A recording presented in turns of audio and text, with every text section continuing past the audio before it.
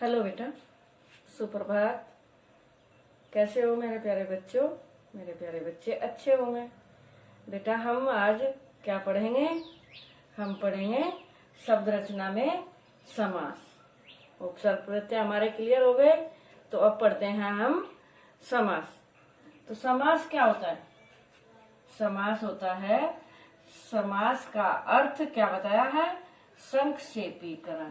क्या बताया है? संक्षेपीकरण। संक्षेपीकरण क्या होता है?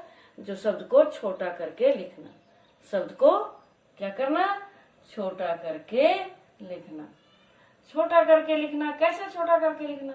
अब जैसे ये रसोई के लिए घर, ये रसोई के लिए घर, तो इसको हमने बना दिया रसोई घर। क्या बनाया? रसोई घर। तो इसका ये वाला काट दिया, इसका ये वाला कट गया, लेकिन अर्थ वही रहा। अर्थ वही रहा कि रसोई के लिए घर है, तो रसोई घर। इसी तरह राजा का महल न बोलकर क्या? राजमहल। तो किसका महल? राजा का। तो किसका महल? राजा का। तो ये यानी इसमें से ये का काट दिया गया।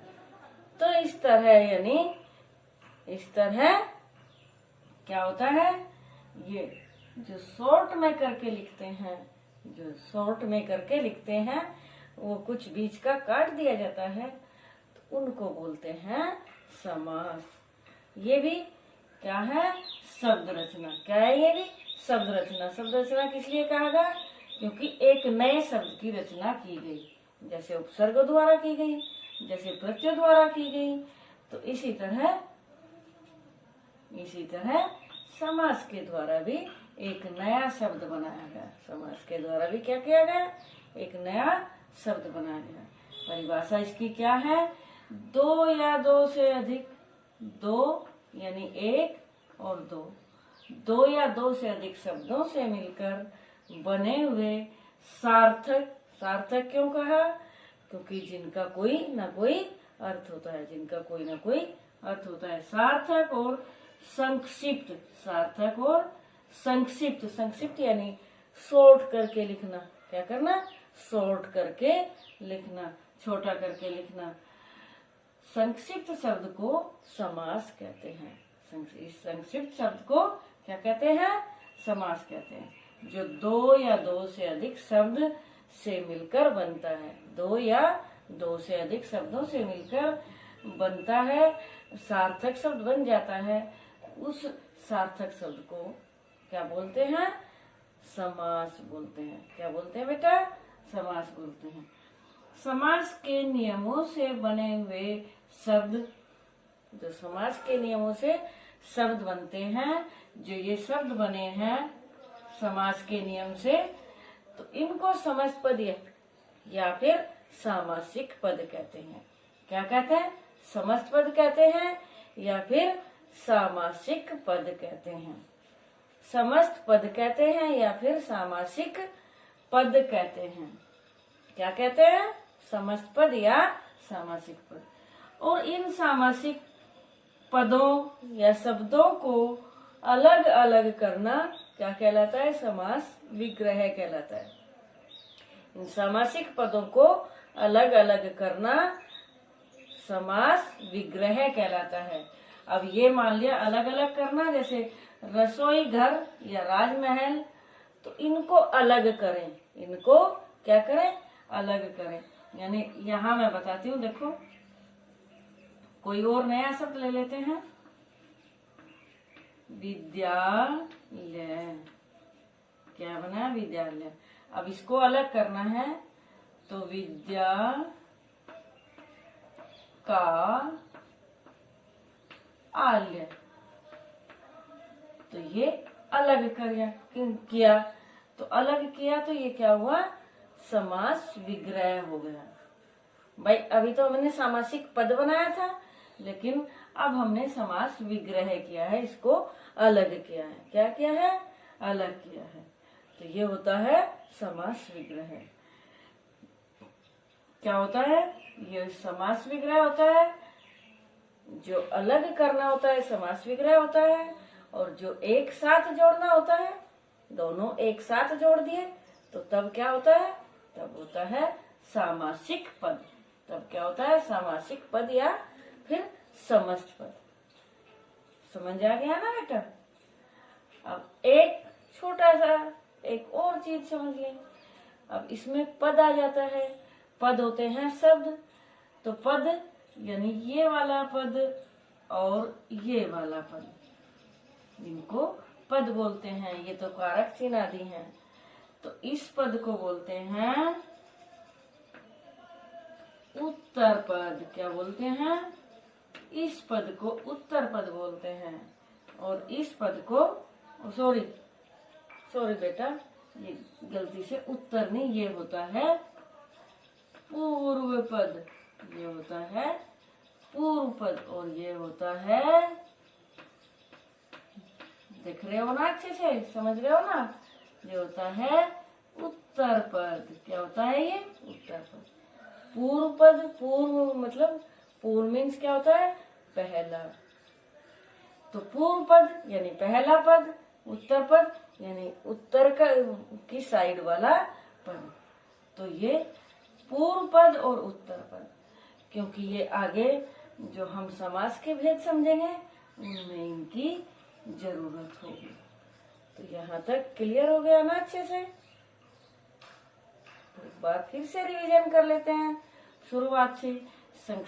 समास का संक्षेपीकरण है, यानी शब्दों को छोटा करके लिखना।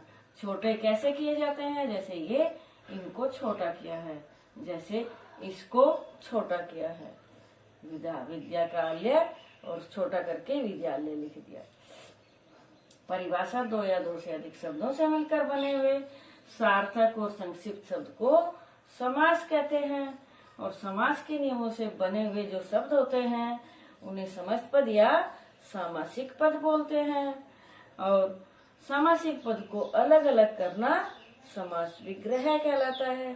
सामासिक पदों को अलग अलग करना क्या कहलाता है, समास विग्रह कहलाता है। और पहले पद को, जो दो पद होते हैं एक साथ, तो पहले पद को यानी इस वाले पद को क्या बोलते हैं, इस वाले पद को बोलते हैं पूर्व पद। क्या बोलते हैं इनको, इस पहले वाले पद को तो पूर्व पद यानी पहला, और लास्ट वाले पद को बोलते हैं उत्तर पद। क्या बोलते हैं, लास्ट वाले को उत्तर पद बोलते हैं।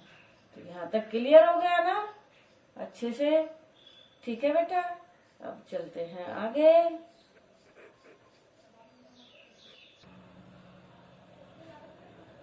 ठीक है बेटा, अब समस्त पद और समास विग्रह। समस्त पद और समास विग्रह। समस्त पद और समास विग्रह क्या होता है, जो समस्त पद वे होते हैं जिनका, जो शब्दों को, जो पदों को मिलाकर बनाए जाते हैं। तो ये समस्त पद और समास विग्रह जो उनको अलग करके लिखते हैं, जो उनको अलग करके लिखते हैं, तो ये क्या होते हैं, समास विग्रह। ये एक साथ मिलाकर लिखते हैं तो ये होते हैं समस्त पद। तो आज्ञा अनुसार का क्या बना, आज्ञा के अनुसार। ये विग्रह हो गया, इसको अलग अलग करके लिख दिया और इसको एक साथ करके लिख दिया। प्रतिदिन का, प्रतिदिन, प्रतिदिन, प्रतिदिन यानी प्रत्येक दिन, इसका विग्रह क्या होता है, प्रत्येक दिन। सीताराम, अब इसके बीच में योजक चिन्ह लगा है, क्या बोलते हैं इसको, योजक चिन्ह, जो दो शब्दों को जोड़ता है। दो शब्दों को जोड़ने के लिए एक ये छोटा सा योजक चिन्ह लगाया जाता है। क्या लगाया जाता है, योजक चिन्ह। इसको बोलते हैं जो दो को जोड़ता है। तो ये छोटा सा जो लगाया जाता है ये योजक चिन्ह होता है। यहाँ तो योजक चिन्ह लगा, लेकिन यहाँ इसके बीच में क्या आ गया, इसके बीच में आ गया और, सीता और राम। अब नवरात्र, कोई नवरात्र बोलता है तो कोई नवरात्र बोलता है। तो नवरात्र या नवरात्र एक ही शब्द होता है। तो ये हो गया, इसका विग्रह क्या हुआ, 9 रातों का समूह। क्या विग्रह हुआ इसका, 9 रातों का समूह। तो इस तरह इनमें यहाँ के आ गया, यहाँ प्रत्येक प्रति का प्रत्येक बना दिया गया, यहाँ और लगा दिया, यहाँ समूह आ गया। तो ये इस तरह अलग अलग, किसी में कुछ लिखा है विग्रह करने पर, तो किसी में कुछ लिखा है। तो इसके अनुसार इसके अनुसार क्या है, समास के 6 भेद बताए गए हैं। कितने भेद बताए गए हैं बेटा? 6 भेद बताए गए हैं। और 6 भेद कौन कौन से? पहला है तत्पुरुष समास। पहला क्या है? तत्पुरुष समास। दूसरा समास द्वंद्व समास। द्वंद्व यानी 2 बार द्वय। तो द्वंद्व समास, इसकी पहचान क्या है वो मैं बताऊंगी अभी। द्वंद्व समास। फिर है द्विगु समास। क्या है? द्विगु। बोलना भी सीख ले, लिखना तो सीखना ही है, लेकिन बोलना, उच्चारण क्या करते हैं, तो इसको बोलते हैं द्वंद्व। क्या बोलते हैं? द्वंद्व। इसको बोलते हैं द्विगु। क्या बोलते हैं? द्विगु। अव्ययी भाव समास। ये कौन सा? अव्ययी भाव समास। ये कर्मधारय समास। और ये लास्ट वाला क्या होगा? छठा बहुव्रीहि समास। क्या होगा? बहुव्रीहि समास। फिर से मेरे साथ उच्चारण करें। तत्पुरुष समास, द्वंद्व समास, द्विगु समास। क्या? द्विगु समास। और फिर अव्ययी भाव समास, क्रमधारय समास और बहुव्रीहि समास। तो कितने समास हैं? 6 भेद हैं। और 6 भेद अलग अलग इनके थोड़े नियम हैं। इन नियमों के अनुसार ही इनके भेद हुए हैं। तो क्लियर हो गया? यहाँ तक हो गया ना अच्छे से? तो अब समझते हैं तत्पुरुष समास की क्या पहचान है। तत्पुरुष समास की क्या पहचान है, ये अब हमें समझना है। ठीक है? अभी समझ। तो तत्पुरुष समास में, जिस समास में उत्तर पद, जिस समास में कौन सा पद? उत्तर पद प्रधान होता है तथा समस्त पद बनाते समय कारक चिन्ह यानी विभक्ति चिन्ह का लोप हो जाता है। लोप यानी गायब हो जाते हैं। लोप का अर्थ क्या होता है? यानी गायब हो जाते हैं, लोप हो जाता है। वहां तत्पुरुष समास होता है, जिनमें क्या आते हैं? कारक चिन्ह आते हैं। जिनमें क्या आते हैं? कारक चिन्ह तो जानते हो ना, का, के, की, रा, रे, री, में, पर और के लिए, से अलग होना, से के द्वारा, को। तो ये सारे चिन्ह जो इसमें आते हैं, समझ आ गया ना? जिसमें कारक चिन्ह आते हैं और उत्तर पद प्रधान होता है। कौन सा पद प्रधान होता है? उत्तर पद, लास्ट वाला पद। कौन सा प्रधान होता है? लास्ट वाला, यानी उत्तर पद प्रधान होता है। तो वहाँ कौन सा समास होता है?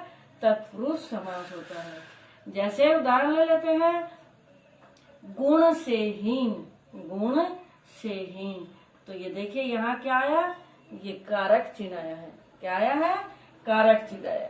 इसी तरह घोड़े पर सवार, घोड़े पर सवार, तो यहाँ भी पर कौन सा? कारक चिन्ह आया है। मिला और संक्षेप कर, यानी शॉर्ट में करने के बाद, समस्त पद बनाने के बाद ये से गायब हो गया। ये से क्या हुआ? गायब हो गया। घोड़े पर सवार, इसका हो जाएगा क्या? घोड़ सवार नहीं हो सकता, वो हो जाएगा, ये मात्रा चेंज हो गई, घुड़ सवार हो गया। क्या हो गया? घुड़ सवार। घुड़ सवार का मतलब घोड़े पर सवार। घुड़ सवार का अर्थ क्या हो गया? घोड़े पर सवार। तो इसमें अब देखिए, ये तो है क्या? ये है, ये वाला क्या है? पूर्व पद। क्या है? ये है पूर्व पद। और ये क्या है? ये है उत्तर पद। क्या है ये उत्तर पद है। ये है उत्तर पद। और ये क्या हो गया? ये हो गया समस्त पद। क्या हुआ? ये समस्त पद। समझ आ गया ना? ये समस्त पद हो गया। इसी तरह ये पूर्व पद और ये क्या हुआ, पूर्व पद, और ये क्या हुआ, उत्तर पद।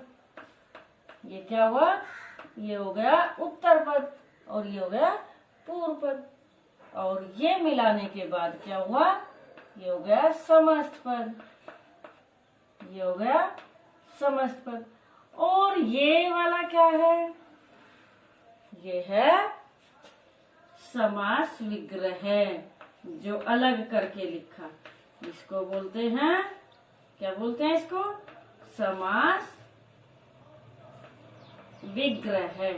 इसको बोलते हैं हम समास विग्रह। तो क्लियर हो गए ना। अब तत्पुरुष समास के 2-4 उदाहरण लेते हैं। तत्पुरुष समास के क्या लेते हैं, 2-4 उदाहरण लेते हैं ताकि क्लियर हो जाए अच्छे से। ठीक है बेटा।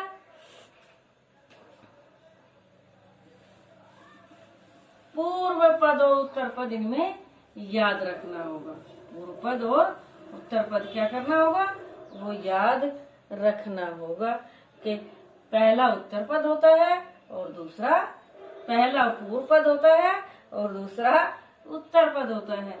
अब इसके समस्त पद कुछ लिख लेते हैं, और इसके, क्योंकि समास विग्रह के अनुसार ही हम समास को पहचानते हैं, तो इसलिए समास विग्रह भी समझने जरूरी है। क्या जरूरी है, समास विग्रह समझने भी जरूरी है, क्योंकि इन्हीं के अनुसार हम समास के भेद को पहचान पाते हैं। क्या पहचान पाते हैं, समास के भेद को। अब जैसे जेब खर्च, जैसे जेब खर्च, पॉकेट मनी, हाँ, तो इसका विग्रह क्या करेंगे, इसका विग्रह करेंगे जेब के लिए क्या खर्च चाहिए, मुझे तो जेब में मुझे पैसा चाहिए, तो जेब खर्च 2 पद हो गए यहाँ तो, और ये यहाँ के लिए विग्रह में लगा दिया गया, तो कारक चिन्ह आ गए ना, जेब के लिए खर्च। इसी तरह देशभक्त, देशभक्त क्या होगा, देश का भक्त है ये देश का क्या है, भक्त। यहाँ क्या आया, यहाँ का आ गया देशभक्ति, इसी को चेंज कर देते हैं, देश भक्ति। तो देश के लिए भक्ति, देश के लिए भक्ति है इसके मन में। देश प्रेम, देश से प्रेम, देश से प्रेम करने वाला जो होता है। तो क्लियर हो गया कौन सा समास है ये, जिनमें कारक चिन्ह आते हैं, जिनमें कारक चिन्ह आते हैं वो तत्पुरुष समास होता है। वो कौन सा समास होता है, तत्पुरुष समास होता है, जिनमें कारक चिन्ह बीच में लगाए जाते हैं जब हम विग्रह करते हैं। जब विग्रह करते हैं तो तब कौन से चिन्ह लगते हैं, कारक चिन्ह लगते हैं। क्लियर हो गया ना। अब इससे अगला समास कौन सा था, इससे अगला समास था द्वंद्व समास। इससे अगला समास कौन सा था, द्वंद्व समास। क्लियर हो गया ना ये। अब जैसे मान लिया घुड़ दौड़, घुड़ दौड़ वो तो था घुड़सवार, और ये घुड़ दौड़, घुड़ दौड़ क्या हो गया, घोड़ों की दौड़। वो तो घोड़े पर सवार था कोई भी व्यक्ति, और यहाँ ये घुड़ दौड़ हो गया, घोड़ों की दौड़ चल रही है, घोड़ों की दौड़। तो ये हो जाएगा घोड़ों की दौड़। ठीक है बेटा। तो अब कौन सा समास लेते हैं, अब लेते हैं हम द्वंद्व समास। कौन सा, द्वंद्व समास। तो द्वंद्व समास में क्या है, द्वंद्व समास में है जिसके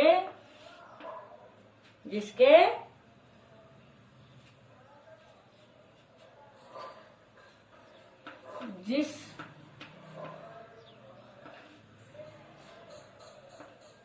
समस्त पद के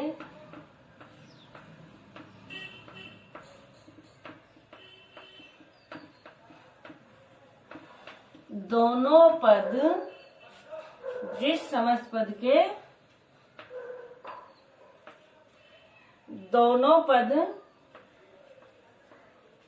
प्रधान हो। दोनों पद कैसे हो? प्रधान हो। प्रधान यानी दोनों एक जैसे हो, दोनों मुख्य हो, तो वह उसे क्या बोलते हैं? उसे द्वंद्व समास बोलते हैं। क्या बोलते हैं उसको? द्वंद्व समास बोलते हैं।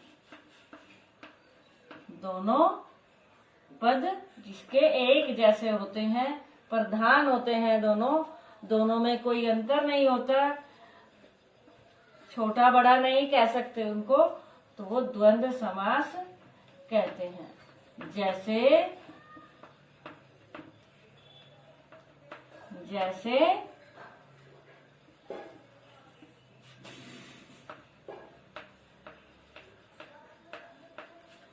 और एक चीज और, जिनमें द्वंद्व समास कहते हैं, जिनमें, ये भी साथ साथ चलो, जैसे जब भी करते हैं, जिनमें क्या होता है?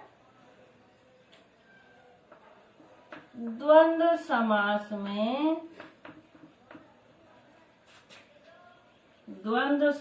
में विग्रह करने पर, क्या करने पर? विग्रह करने पर क्या आ जाता है? जब उनको अलग अलग करते हैं तो या तो विग्रह करने पर और, या फिर तथा, या फिर एवं, या फिर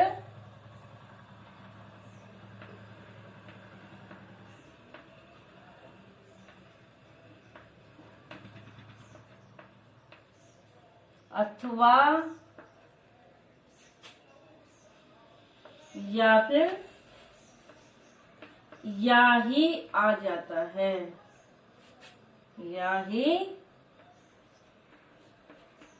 लगाया जाता है या आ जाता है। लगाया जाता है तो उसको क्या बोलते हैं? द्वंद्व समास कहते हैं। इसके विग्रह करने पर क्या आता है? या तो और आता है, या फिर तथा आता है, या एवं आता है, या अथवा आता है, या फिर या आ जाता है। जैसे क्या है? अब ये यहाँ समझ लेते हैं। जैसे लाभ हानि, जैसे क्या है? लाभ हानि। तो लाभ हानि समस्त पद और समास विग्रह।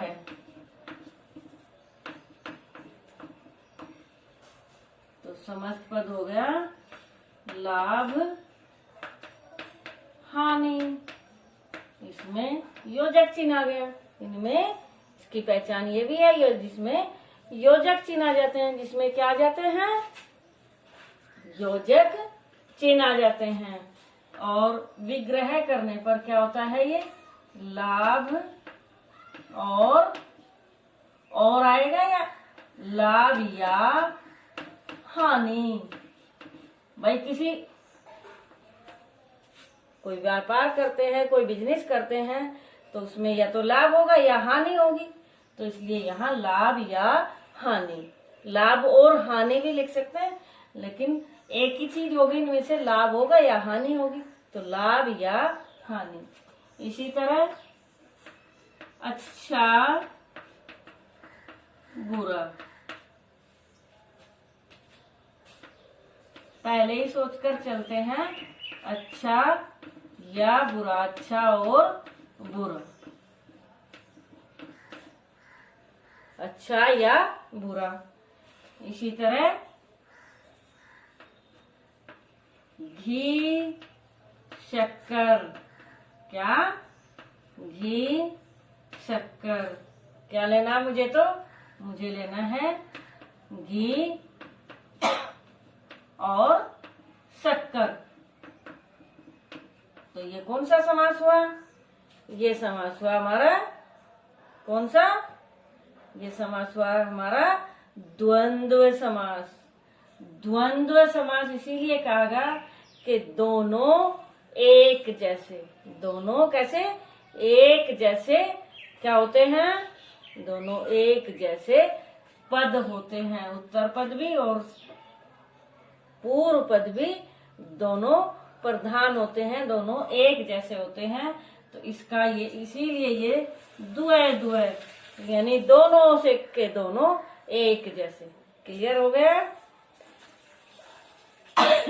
अब तीसरा समास। तीसरा समास हमारा कौन सा है? तीसरा समास है हमारा द्विगु समास। कौन सा? द्विगु समास। ये दोनों अच्छे से बोलना सीख ले। एक ये क्या है?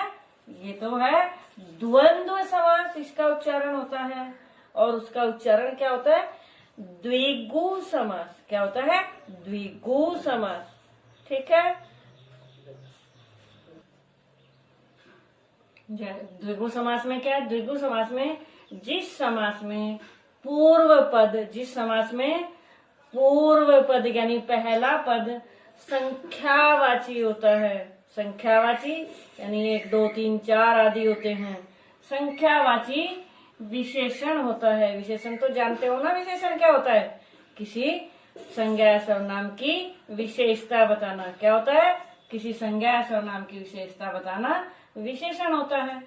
तो जिस समास में पूर्व पद संख्यावाची विशेषण हो और समस्त पद, जो समस्त पद मिलकर, जो दोनों पद मिलकर किसी समूह का बोध कराते हैं, जो किसका? किसी समूह का बोध कराते हैं, वो द्विगु समास कहलाते हैं। कौन सा समास कहलाते हैं? द्विगु समास, जिसका पहला पद क्या होता है?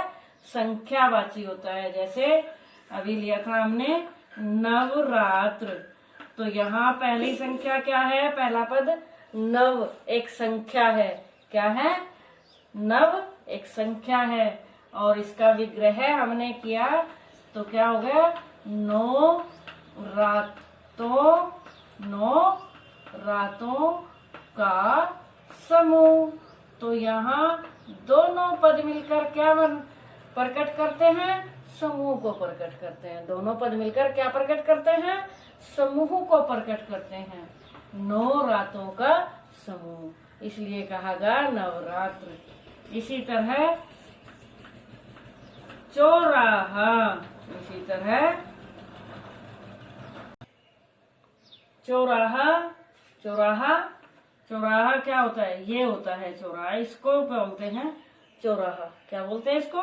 चौराहा। एक रास्ता इधर से, इधर से गया, एक इधर से गया, एक इधर से गया, 4 रास्ते जो होते हैं।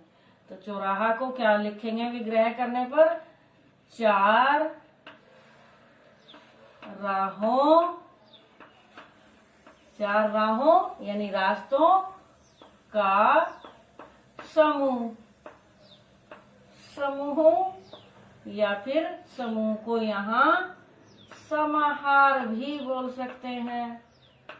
4 राहों का समाहार यानी 4 रास्ते यहाँ समाये हुए हैं।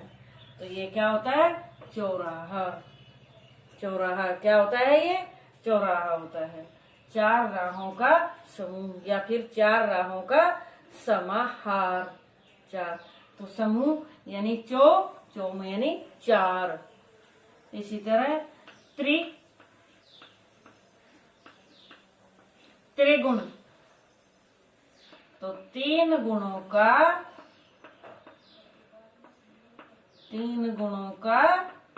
समूह। 3 गुणों का समूह, तो ये हो गया त्रिगुण। और तिरंगा, 3 रंगों का समूह। तिरंगा 3 रंगों का समूह। तो कौन सा समास हुआ? द्विगु समास हुआ। इसमें कौन सा हुआ? द्विगु समास हुआ। इसी तरह और ले लेते हैं। जैसे जैसे जैसे क्या लेंगे? कोई इसी तरह की संख्या, कोई जिसमें पहला पद संख्यावाची होगा, जिसका पहला पद संख्यावाची होगा। तो ऐसा कौन सा शब्द लेते हैं? बहुत सारे शब्द हैं इस तरह के। जैसे हो गया इसमें